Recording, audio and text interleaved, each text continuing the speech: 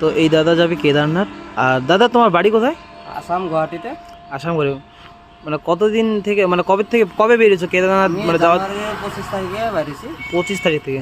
তার মানে সকাল 8টা বাজে বেরিয়েছি। মানে হেঁটে হেঁটে একদম কেদারনাথ যাবা? হেঁটে হেঁটে কেদারনাথ। কতদিন সময় লাগবে? মোটামুটি 3 মাস। 3 মাসের মতো লাগবে না? তো আপনারা শুনতে পারলেন এই দাদার কাছে। দাদা তোমার নামটা কি? আমার নাম প্রহ্লাদ দাস। প্রহ্লাদ দাস। আর বাড়ি কোথায় বললেন? গুয়াহাটিতে। গুয়াহাটিতে না?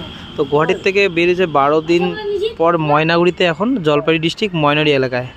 তো দাদা এখন যাবে কেদারনাথ হেঁটে হেঁটে। তো সবাই আশীর্বাদ করবেন যেন দাদা যেন সঠিকভাবে সেই কেদারনাথ বাবার ধামে যেন পৌঁছাতে পারে। তো আমিও সেই জিনিসটা দেখে একদম অবাক হয়ে গেলাম। আর আমাদের ময়নাগুড়ি রোড হয়ে দাদা একদম হেঁটে হেঁটে এখন যাবে হাই রোড হয়ে। তো এই দাদাই দেখতে, হর হর মহাদেব। তো যাক, দাদার যাত্রা শুভ হোক। তো ভিডিওটা তোমার কেমন লাগিল সেটা কমেন্ট করবেন। আর সবাই একদম প্রার্থনা করো সেই দাদা একদম সঠিক জায়গায় খুব তাড়াতাড়ি পৌঁছায় যাক।